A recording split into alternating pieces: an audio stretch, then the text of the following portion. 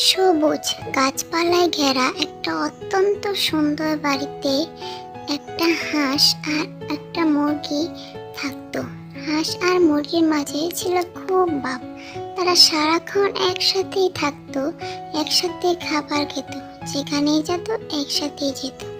তারা দুজনেই একসাথে ডিম পাড়া শুরু করে দিল। তাদের মনে কত স্বপ্ন, বাচ্চা নিয়ে একসাথে তারা উড়তে যাবে। তাদের মনে তাদের বাচ্চাদের নিয়ে কত চিন্তা রয়েছে। তারা কি করবে, ওদের সাথে খেলবে, কোথায় কোথায় ঘুরতে নিয়ে যাবে। সারাক্ষণ দুজন বসে এসব গল্প গুজব করত। হাঁস তার মনের কথা মুরগিকে বলতো, আর মুরগি তার মনের কথা হাঁসকে বলতো। এভাবেই তাদের দিনগুলো অত্যন্ত আনন্দের সাথে কাটতে লাগলো। কিন্তু হঠাৎ একদিন তাদের মালিকের ভাই অন্য গ্রাম থেকে তাদের বাড়িতে বেড়াতে আসলো। মালিক তো মহা খুশি তার নিজের ভাইকে দেখে। সেই আনন্দে মালিক তার মুরগিটাকে জবাই করে দিল, যাতে সে ভাইকে ভালো মন্দ খাওয়াতে পারে। এই দেখে হাঁস মুরগির কাছে ছুটে এলো। বন্ধু, আমার প্রিয় বন্ধু, তোমাকে এই অবস্থায় দেখে আমার বুকটা কষ্টে ফেটে যাচ্ছে। আসলে ওদের কোনো দয়া মায়া নেই, ওদের কোনো হৃদয় নেই। বাচ্চাদের নিয়ে তোমার সাথে ঘুরবো, অনেক মজা করব। কত স্বপ্ন দেখেছি, কিছু তো পূরণ হলো না। তুমি আমার বাচ্চাদের দেখে রেখো, আমাকে কথা দাও তুমি।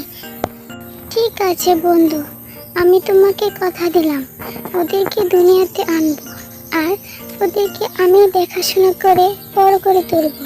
এরপর হাঁস মুরগির ডিমগুলোকে তার নিজের কাছে পরম যত্নে নিয়ে আসলো, আর তার নিজের ডিমের সাথে মুরগির ডিমগুলোকেও তা দেওয়া শুরু করে দিল।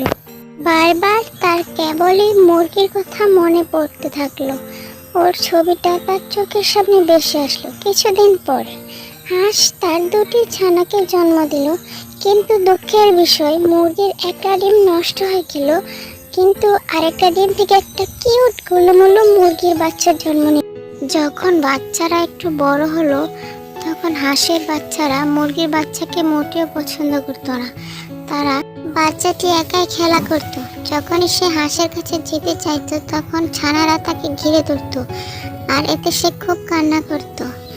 একদিন মনের কষ্টে মুরগির ছানাটি বাসা থেকে অনেক দূরে চলে কান্না করতে থাকলো। এমন সময় হাঁস এসে তাকে বোঝাতে শুরু করলো। ওহো আমার মিষ্টি ছানা, অনেক খুঁজে তোমাকে পেলাম, তুমি এখানে কেন চলে এসো? শোনো, তোমাকে একটা গল্প বলি। আমি হাঁস আর তোমার মা মুরগি হওয়া সত্ত্বেও আমরা খুব ভালো বন্ধু ছিলাম। সারাক্ষণ আমরা একসাথেই থাকতাম। কিন্তু দুর্ঘটনাক্রমে একদিন বাড়িতে মেহমান আসায় তোমার মাকে জীবন দিতে হলো। তোমার মা তোমাকে আমার হাতে তুলে দিয়ে গেছে। আমি তোমাকে ভীষণ ভালোবাসি। আমি বিশ্বাস করি তুমিও ওদের মন জয় করতে পারবে, কারণ সকল সম্পর্কের ঊর্ধ্বে হলো ভালোবাসার সম্পর্ক।